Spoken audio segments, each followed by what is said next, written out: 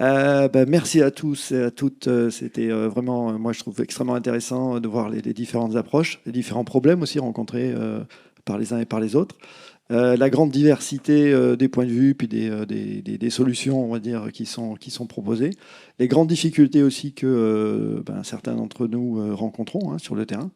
Et donc voilà, avant de poser des questions personnellement, est-ce qu'il y a des personnes qui souhaiteraient demander, prendre la parole, des contributions complémentaires ou alors poser des questions directement à nos intervenants?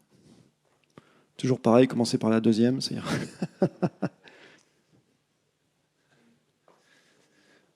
Merci à Ludovic pour la première question. Merci de vous présenter rapidement. Ouais, moi je vais poser la première question, tu vois, carrément, on va pas passer à la deuxième. Ludovic Arga, je suis conseiller scientifique sur les questions climatiques pour Orange, mais je pense que je vais poser une question plus personnelle qu'au nom d'Orange. En réalité, j'ai deux questions, une sur les infrastructures et une sur le besoin en ressources en eau. Sur l'infrastructure, la première, c'est on a des infrastructures qui sont des réseaux électriques, des réseaux télécoms, des réseaux d'eau qui sont extrêmement capillaires. On a des tensions qui vont être dessus liées au changement climatique. Et est-ce qu'on doit réellement investir pour renouveler des réseaux d'eau ou des réseaux capillaires, alors même que cette capillarité coûte un bras et qu'on va avoir un monde instable? Dit autrement, est-ce qu'on n'a pas intérêt à réfléchir à moins investir, à diminuer cette capillarité pour aménager le territoire et pour faire en sorte que, à la fois, on se décarbone, parce qu'on va un petit peu densifier nos habitats, et en même temps, on met des ressources et on les protège de manière un peu centralisée. Ça, c'était la première partie. Et puis, on parlait de ressources et de besoins. Le gros besoin de l'eau, c'est quand même l'agriculture. L'agriculture, c'est essentiellement la viande. Et or, la viande, c'est de la carbonation à mort. Donc, est-ce qu'on n'a pas, au lieu d'essayer d'économiser l'eau, alors je ne dis pas qu'il ne faut pas le faire, attention, mais il y a quand même une stratégie à intégrer potentiellement sur comment on fait en sorte de beaucoup moins produire de viande pour se décarboner et en conséquence, on a un peu moins de tension sur les ressources. Allez, vous avez moins de 2 heures. C'est ça, c'est ce que j'allais dire. Eh bien, ceux qui veulent déjà prendre la parole, ensuite, bien sûr, j'aurai des éléments de réponse. Oui, moi, je veux bien agir sur les deux sujets. Alors, sur notre empreinte eau, effectivement, il y a quelques jours, je feuilletais l'ouvrage de Solène Descolonges, non, c'est Charlène, voilà, Charlène Descolonges, qui m'a proposé une image de notre empreinte eau. Je me suis dit, la viande, c'est plus d'un tiers, ça me semble vraiment beaucoup. L'alimentation, c'est plus de la moitié. C'était une image très forte de, effectivement, qu'est-ce qu'il y a derrière notre empreinte eau. Il y a celle qui est locale, mais il y a on importe énormément aussi d'eau via les aliments qu'on consomme. Et alors, sur un site du gouvernement, on peut faire son autodiagnostic de sa propre empreinte eau. Alors, effectivement, en fonction de sa consommation carnée, c'est pas la place de la viande est quand même demande pas nécessairement à un tiers. Hein. Et par contre, l'alimentation, ça représente quand même plus que la moitié de l'empreinte eau de chacun. Et ça, c'est important de le mettre en avant. Et effectivement, il faut bien faire le lien entre tous ces sujets. Et on n'a pas parlé beaucoup d'agriculture ce matin, et donc merci de le faire. Je rebondis sur l'autre, pour pas trop monopoliser la parole non plus, sur les réseaux. Effectivement, il y a ce sujet de faire des boucles locales qui augmentent en ce moment. Alors déjà, moi j'ai travaillé 10 ans pour l'Agence française de développement. Pour l'électrification en Afrique, c'est le solaire par de la production locale pour la consommation locale, ce qui permettait de boucler, de résoudre ces problèmes de financement de ces énormes infrastructures capillaires qui n'étaient pas possibles dans certains endroits. Et donc, je trouve que c'est très, très pertinent. On n'en a pas parlé non plus ce matin. Il y a quelque chose à faire. La réglementation pour le résidentiel, la réutilisation de l'eau au niveau résidentiel a évolué récemment. Ça ouvre des perspectives parce que c'est vrai que finalement, au niveau domestique, il y a moins de 10% de l'eau qu'on consomme qui sert à la boisson. Donc, on a une eau de super qualité qu'on parle de traiter encore plus pour retirer des des polluants, mais alors, en fait, on a 80% d'usages qui nécessitent pas ce niveau de qualité. Et donc, c'est vrai qu'il y a des réflexions en cours pour faciliter cette réutilisation au niveau local. Mais c'est pas évident parce qu'il y a des enjeux sanitaires quand même derrière qui existent. Donc voilà. Mais il y a un vrai mouvement en ce sens, et donc à suivre. Alors, moi, je voulais intervenir avec mon ancienne casquette de responsable du marché de l'agriculture des banques populaires nationales. Et parce que je suis là aujourd'hui, parce que justement, je travaillais sur l'agriculture et j'avais le sujet de l'eau, parce que l'agriculture est un sujet hyper clivant, qui peut arbitrer le sujet de l'eau. Et c'est pour ça que j'arrivais pas à passer quand j'étais responsable de l'agriculture. Donc, je suis passée responsable RSE pour justement passer le sujet de l'agriculture. Mais quand on a créé le mouvement Agir pour l'eau, on a sorti l'agriculture trop clivant. Trop clivant. Et donc après, maintenant, on le remet. On a une stratégie, et je pense que ça va être pareil pour mes collègues, une stratégie d'approche et de financement, d'adaptation de l'agriculture durable. Voilà. Mais on ne peut pas le prendre en frontal. Mais le sujet est quand même traité. Voilà. Il faut sortir la dimension politique. Et le sujet est traité comment ? Par exemple, avec des green bonds. On a, il y a quelques années, créé un green bond sur l'agriculture durable. C'était 1 milliard d'euros, je me souviens, et tout a été dépensé en moins de 3 heures. Tout ça parce qu'on avait mis le mot eau. Et c'était il y a quelques années. Donc, on sent que le sujet prend et il faut vraiment aller travailler l'agriculture durable dans son ensemble et ne pas stigmatiser sur les éleveurs ou les céréaliers ou le maïs ou trouver des bonnes excuses à chaque fois pour dire on ne va pas financer ça. Mais voilà, c'est un vrai sujet aujourd'hui, l'agriculture. Oui, moi je vais faire le prisme au regard des modalités de l'agence. Alors j'aurais pas une réponse philosophique là-dessus, hein, mais sur l'élevage, nous on a la réaction différenciée par rapport au carbone dans le domaine de l'eau, parce que partout il y a des prairies, c'est-à-dire qu'on a moins d'intrants, moins de pollution, et tout ce qui nous pose problème aujourd'hui au niveau de l'agence est moins de consommation d'eau. Apparente, hein, la partie visible de l'iceberg.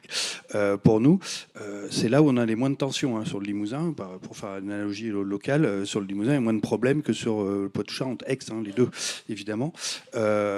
Donc c'est pas si simple que ça, en fait. Effectivement, il faut peut-être manger moins de viande, ça c'est le côté personnel ou collectif qu'on a ensemble, mais de notre côté dans le process professionnel et industriel, au sens agricole, effectivement, on a plus de facilité à développer des filières d'élevage parce qu'on a sur des prairies moins intensives et on va le favoriser même dans certaines de nos modalités. Et on a plus de difficultés à faire évoluer l'agriculture intensive de retournement de prairies, de culture, y compris pour le maraîchage, hein, voilà, y compris pour les fruits, les fruitiers qui sont très consommateurs d'intrants et de traitements. Sur les réseaux, moi je travaille beaucoup sur le milieu rural.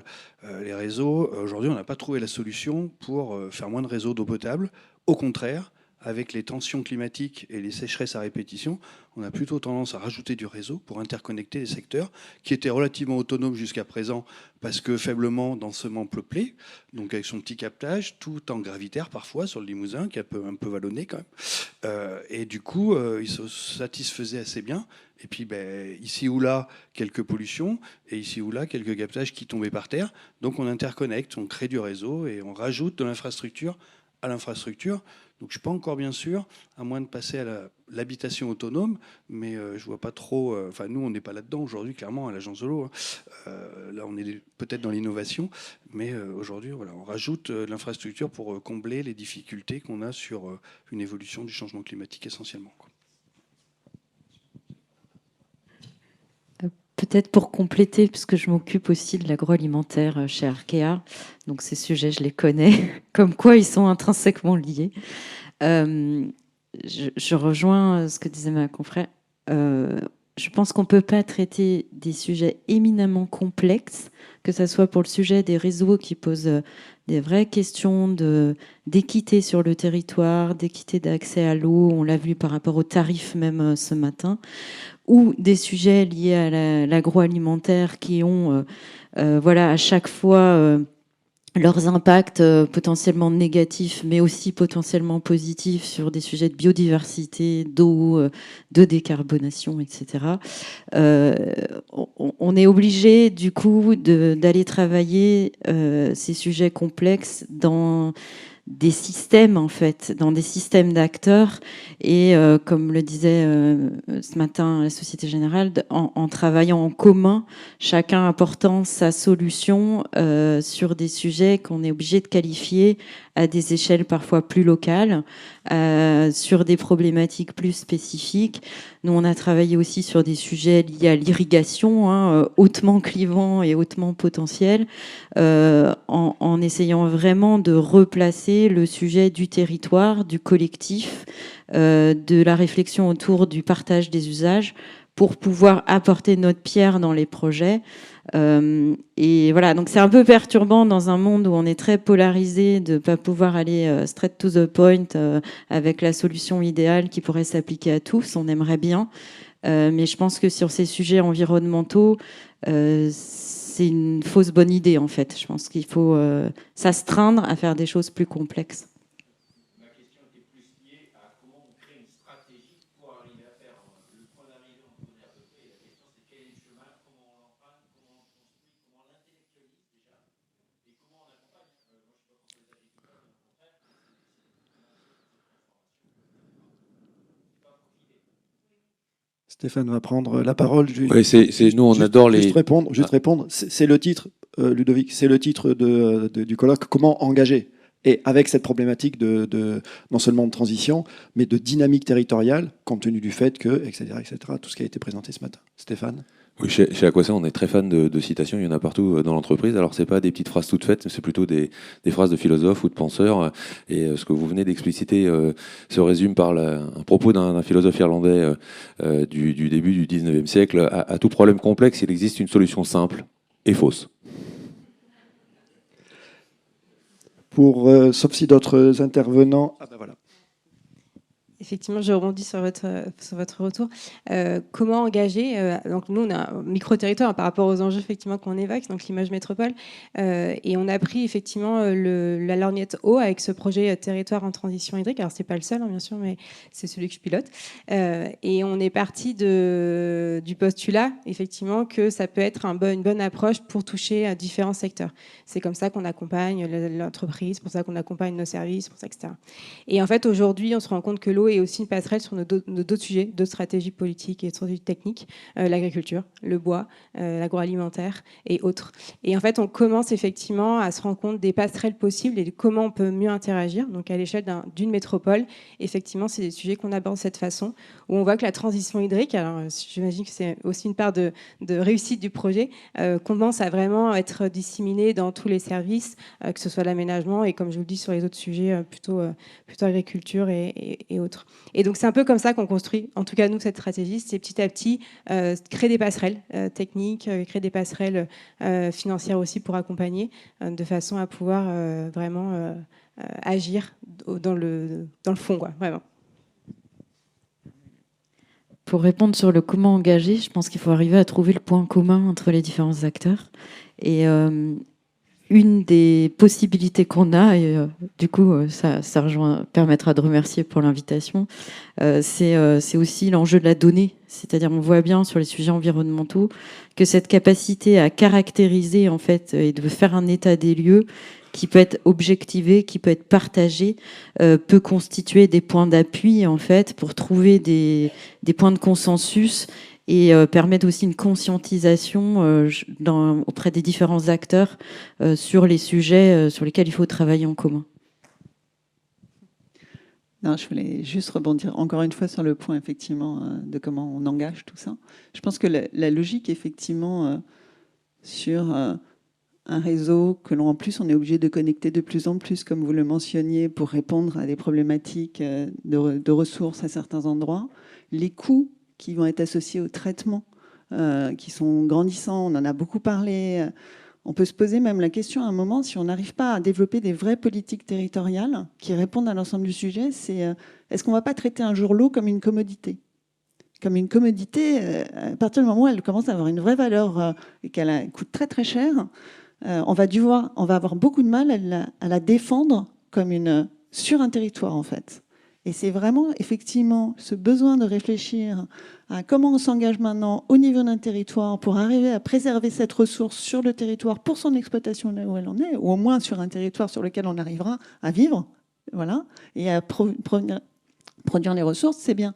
Mais c'est vrai que si, en fait, on n'adresse pas vraiment le point et qu'on est plutôt en train d'essayer de se connecter les uns les autres pour arriver à traiter sur un champ de plus en plus grand, en augmentant les infrastructures de traitement qui vont surenchérir le coût de l'eau, il arrive un moment où ce sera effectivement très rentable de la mettre sur des marchés internationaux. C'était la petite... Je rebondis. Alors, je pense que pour l'eau en bouteille, effectivement, mais qui n'a vraiment pas le même coût du tout que l'eau du robinet, effectivement, le concept de commodité peut s'entendre. Mais alors, pour l'eau, la majorité de l'eau qui est consommée par tout un chacun, l'essentiel du coup, c'est quand même le transport. Donc, à partir de là, c'est pas possible d'en faire une commodité. C'est pour ça que ça reste des enjeux éminemment locaux, en fait. Alors, on va attaquer la deuxième question, la première ayant pris déjà 20 minutes, ce qui est une très très bonne nouvelle.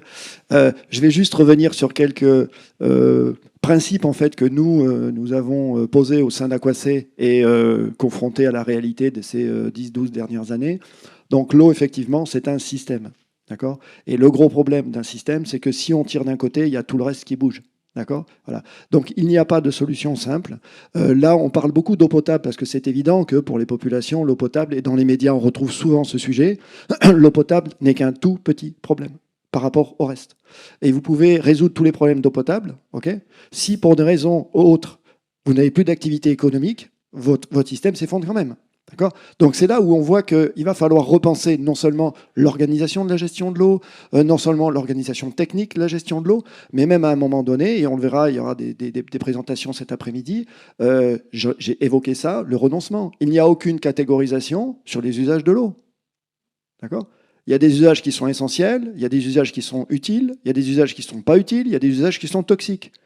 Tout le monde est traité au même niveau, avec simplement un prix de l'eau. C'est-à-dire, moi, je peux payer, j'ai droit, j'utilise. Je pense que dans le monde en restriction, plutôt que de continuer à investir à perte, selon nous, je réponds à chaque fois à la demande, quelle qu'elle soit, alors qu'on est dans un monde sous contrainte, en fait, à un moment donné, je vais faire une hiérarchie sur les usages de l'eau, en disant, tu auras le droit. Si tous les autres avant, ils l'ont eu. Aujourd'hui, c'est très légèrement traité, puisque c'est quand on est en stress hydrique, etc. Je ne refais pas tout le débat. D'accord ? Ensuite, pour la partie agriculture, je vous ai montré, j'ai fait exprès ce matin de montrer, mais tu n'étais pas là, mais ceci dit, Ludovic Herga a fait une autre conférence à 18h30 sur Limoges à 50 degrés, d'accord ? Puisque c'est un des spécialistes sur l'impact du climat sur les infrastructures, qui est à Limoges, donc restez. Du coup, voilà, les pics de température qui sont annoncés par Météo France, ça va être plus de 50. Moi, j'aime bien dire, j'ai eu pas mal de débats avec la Chambre d'agriculture, etc., etc. Ok, l'objectif, c'est quoi ? La prochaine étape, c'est qu'il faut refroidir les champs quand il fait trop chaud. À un moment donné, la technologie ne peut pas résoudre ce type de problème, c'est beaucoup trop gros. Donc, il va y avoir une transition. Une transition, ça veut dire qu'il y a certaines activités qu'on va arrêter parce que ça sera plus rentable et qu'en plus, on ne pourra pas les faire correctement. Mais avant tout, ils seront arrêtés par la rentabilité. Et deuxièmement, il y a des activités qu'il va falloir complètement transformer. Et on ne peut pas jeter la pierre aux agriculteurs. Moi, à chaque fois, je tue le débat en disant « j'ai pas prévu d'arrêter de manger ». Donc, il va bien falloir que vous produisiez. Okay ? Mais par contre, prenez conscience, vous, tout le secteur agricole, que l'organisation de l'agriculture, quelle qu'elle soit, végétale, animale, etc., telle qu'elle a été au XXe siècle, c'est juste physiquement plus possible à venir. Donc, c'est à nous, collectivité, parce qu'on a prévu de manger dans les années à venir, d'aider tout le secteur à dire, OK, maintenant, comment vous passez de tel type de production à une autre qui, du coup, va non sellement vous assurer la nourriture, assurer une activité économique rentable, mais surtout que c'est un investissement, cette transformation, qui va durer alors que les conditions vont énormément varier. Bon, voilà comment nous, on aborde plutôt le sujet. Et Stéphane, je ne sais pas si tu as une... Ah, tu as déjà la question. Non, il m'a donné le micro. Il a fait son job, Stéphane. Merci. Johan Brizard, du syndicat d'aménagement du bassin de la Vienne. Je voulais revenir effectivement sur ce sujet, parce que vous avez vu, vous avez présenté, Jean-Emmanuel, tu as dit que c'était 9% de la contribution, non, c'est le français de l'eau, 9% des contributions des redevances de l'eau, c'est le milieu agricole. Si on prenait les consommations en vis-à-vis, on est beaucoup plus que ça. Donc il y a vraiment un enjeu agricole de l'eau. Alors autant j'ai l'impression que les collectivités locales, les entreprises ont pris un virage, autant on voit un frein sur le milieu agricole. Nous, on participe beaucoup à des plans territoriaux de gestion de l'eau, à des études hydrologie, milieu, usage, climat. On voit bien que les débats ils tournent toujours autour de l'usage de l'eau agricole, quasiment tout le temps. Et très vite, je vais dire, allez, au bout de peut-être 10 minutes, 15 minutes, arrive le stockage. On est à peu près tranquille. Les débats arrivent très très vite autour de ça. Moi, la question était plutôt sur si on veut arriver à faire évoluer, il faut les embarquer. Et là, on a beaucoup de mal à les embarquer dans cette gestion-là. Autant il y a des outils sur le diagnostic de l'eau ou hydrique dans l'industrie, dans les collectivités. Ma question était donc, est-ce que ça existe pour une exploitation agricole ? Et la deuxième, c'est sur la gestion du risque et sur l'évolution des exploitations agricoles. Aujourd'hui, enfin, ce que je sens, moi, c'est qu'ils essaient plutôt de s'adapter en stockant de l'eau, je vais irriguer, que de se poser les vraies questions de l'évolution de mon exploitation.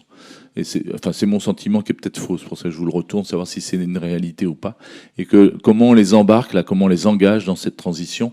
Parce que je pense qu'on n'aura pas le choix, en fait. Et pour le moment, j'ai l'impression qu'on recule, on attend, jusqu'à ce qu'on soit au pied du mur dans ce domaine-là, avant de basculer. Je peux prendre quelques exemples sur les vignes du Sud, sur l'évolution ou les volontés d'amener plus de noisettes dans certains secteurs où il y a des tensions d'eau, où on demande de l'irrigation. Là, nous, on entend ça et on se dit mais c'est pas possible. Il faut d'abord changer les pratiques avant de adapter la ressource. Et là, j'ai pas l'impression que le virage a été pris encore.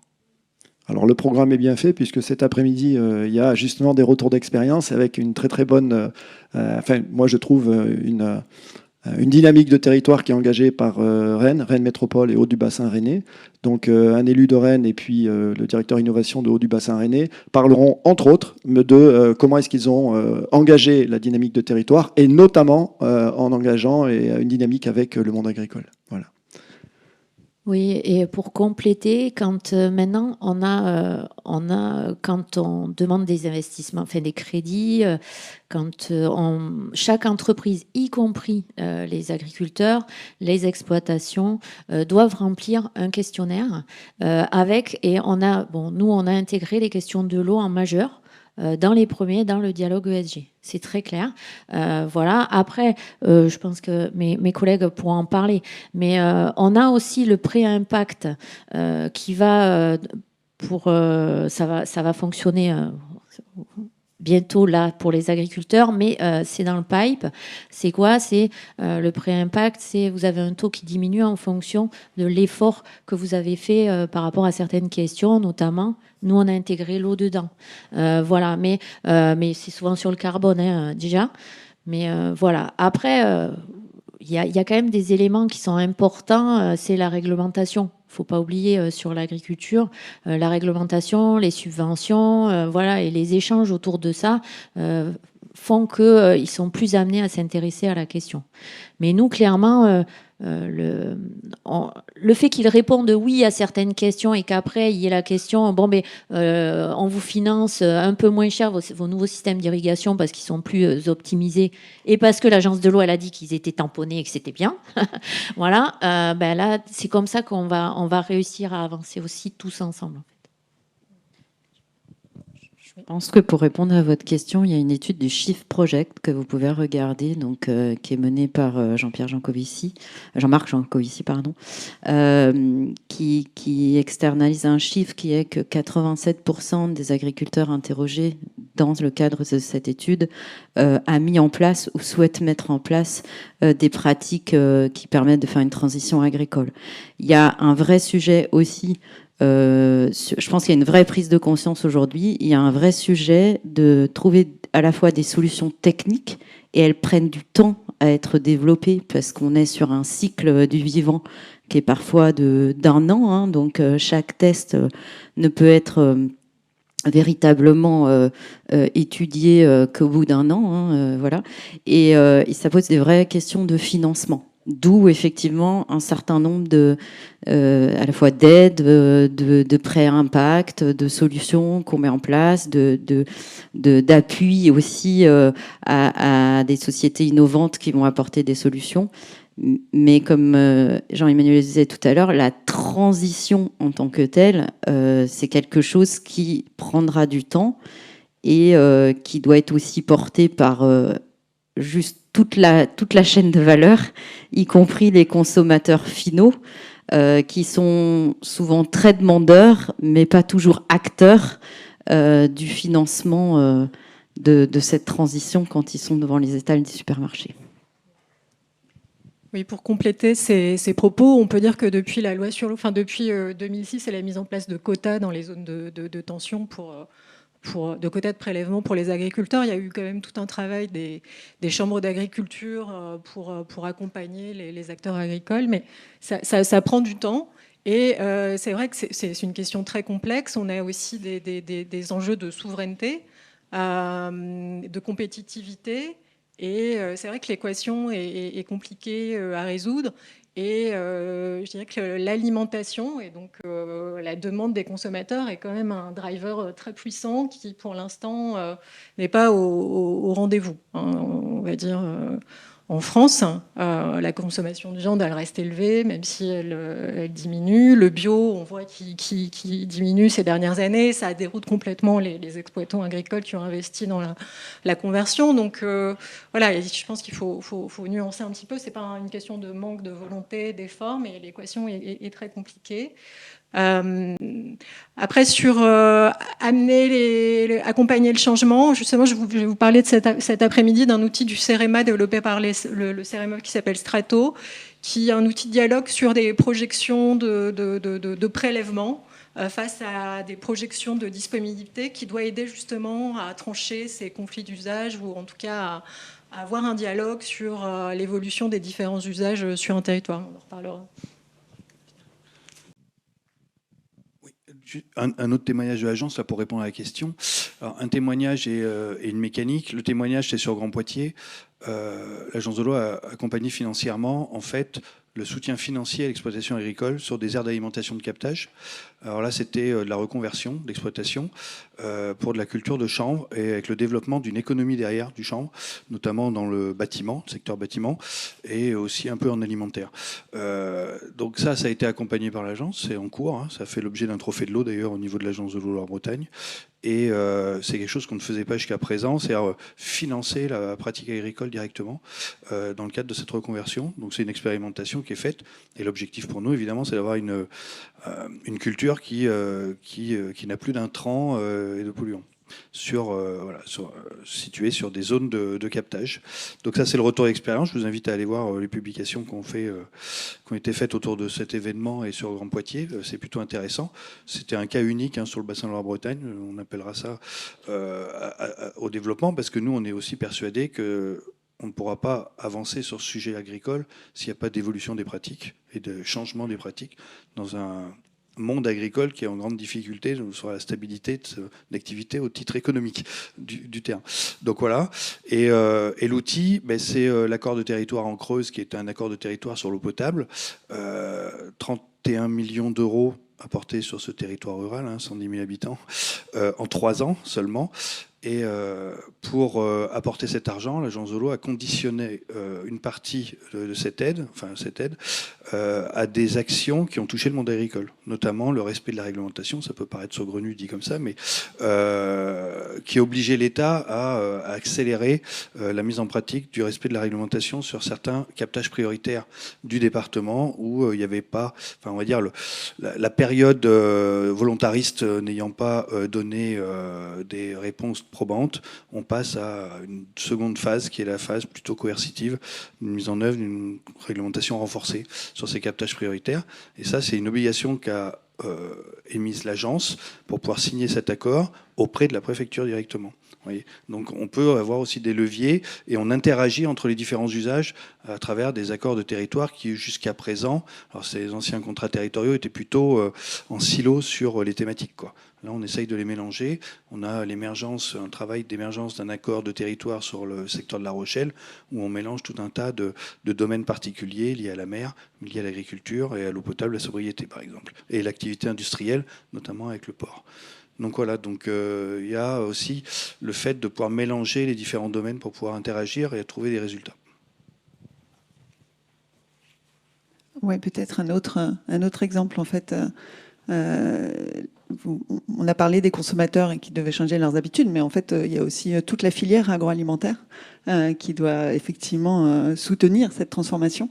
Et on note parmi les grandes entreprises qu'ils ont identifié qu'ils avaient probablement bientôt un vrai problème aussi, eux, de sourcing, et auprès de leur... voilà, que ce soit agroalimentaire, le luxe, voilà, on voit de nombreux acteurs qui aujourd'hui travaillent avec un groupe d'agriculteurs en s'engageant avec eux sur effectivement un contrat de « on va se fournir chez vous ».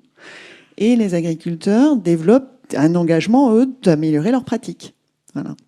Et donc sur toutes les dimensions, pas que l'eau, mais que sur toutes les dimensions. Et donc c'est un moyen aussi, effectivement, de...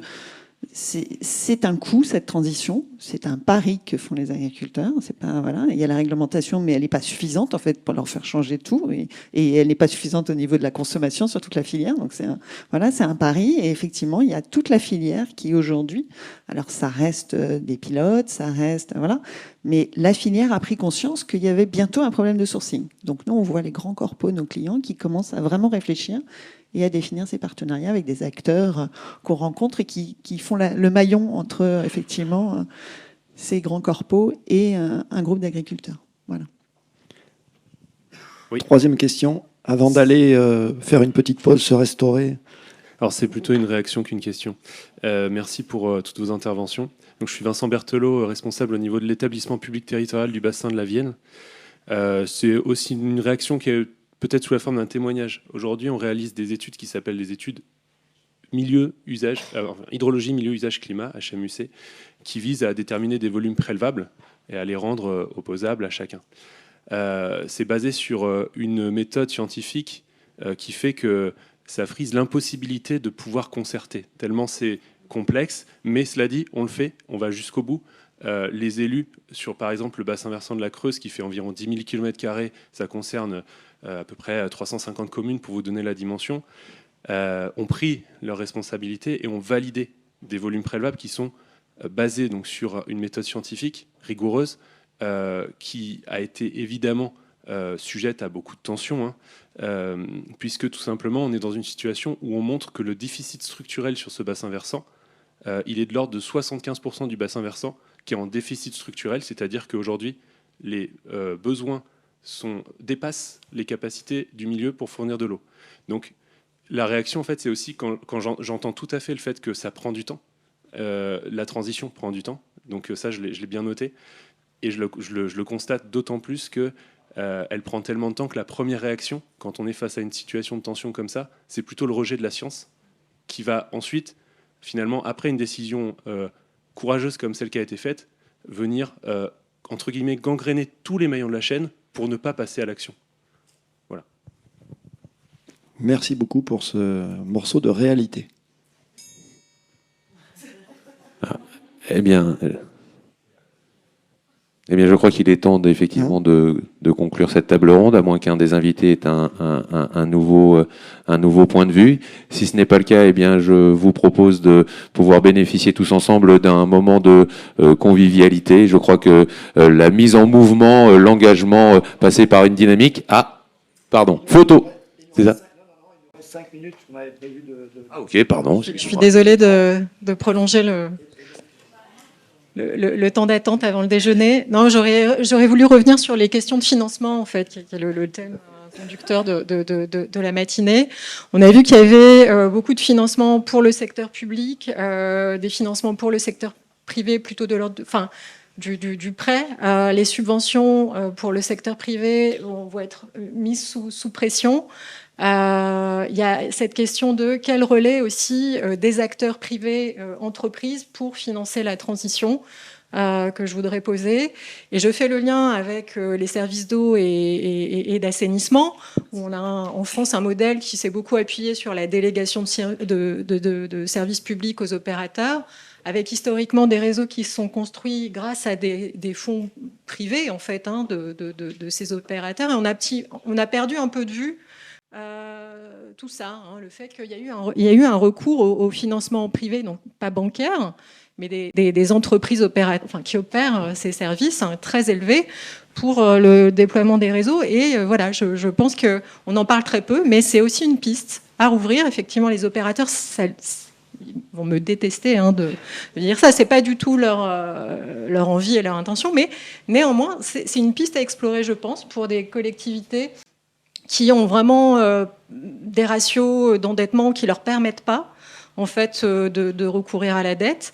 Il y a encore cette solution à réfléchir qui implique nécessairement d'augmenter aussi le prix de l'eau. De toute façon, ça c'est un questionnement qui doit revenir, quelle que soit la source de financement pour boucler l'équation. Mais voilà, il y a cette piste. Et alors ça, c'est pour les services d'eau et d'assainissement. Après, il y a aussi cette possibilité d'installation en dehors des services. Et là, je pense par exemple à tout ce qui est réutilisation de l'eau, installations qui peuvent être mutualisées entre des acteurs privés. Et là, il y a encore des modèles à réfléchir et à accompagner pour qu'il y ait une prise de relais par le secteur privé de ce type, pour financer ces installations qui sont pour un usage privé limité entre quelques acteurs, et notamment au niveau industriel, dans le cadre de projets d'écologie industrielle territoriale. Je pense qu'il y a des choses à faire. Et nous, on peut apporter du financement en fonds propres, en capital, en investissement, aux côtés de collectivités, aussi aux côtés d'industriels qui voudraient s'engager pour porter ce type d'installation. Voilà. Donc, et je suis à votre disposition si vous avez des idées de projets pilotes en la matière. Voilà. Je pense qu'il y a vraiment un champ aussi de financement à ouvrir côté entreprise. Voilà. Du coup, on a une nouvelle question. Oui. Non, ça va être assez rapide. Donc moi, je suis Magali Casellas, je suis enseignant-chercheur au laboratoire Eau-de-Lim et donc je participe à un des projets de la chaire Adapti. La question que je vais poser n'a rien à voir avec la recherche. Je voulais savoir s'il y avait un représentant de chambre consulaire dans la salle. C'est-à-dire chambre de métier, Rémi Fournaison, qui interviendra cet après-midi. Chambre de commerce et chambre d'agriculture. Non, chambre de commerce et d'industrie de la Creuse. Alors, est-ce qu'il y a un représentant de la chambre d'agriculture? Bon, voilà. Je crois que je pense que au regard de alors en dehors de la considération d'éléments de financement propre, etc., des choses carrées, je crois qu'il y a un niveau de problématique qui est supplémentaire, c'est le niveau de la gouvernance et de ce vers quoi les agriculteurs ont été amenés durant les 30 à 40 dernières années, c'est-à-dire tout l'inverse de ce que l'on leur demande aujourd'hui. Et ils ont été poussés à avoir du rendement, donc beaucoup d'eau, etc. Je fustige pas du tout cette catégorie de la population, puisqu'en fait j'en suis issue. Je connais très très bien ces problématiques. Je viens d'un département très très rural qui est le Lot. Et moi, j'estime que aujourd'hui, il y a une responsabilité collective des différentes gouvernances. Alors, je ne parle pas de politique, mais je veux dire des différents gouvernements qui ont incité pendant 20, 30 ans des agriculteurs à avoir du rendement. Pour avoir du rendement, il faut avoir de l'eau. Il faut acheter des grosses machines. Donc, il faut s'endetter.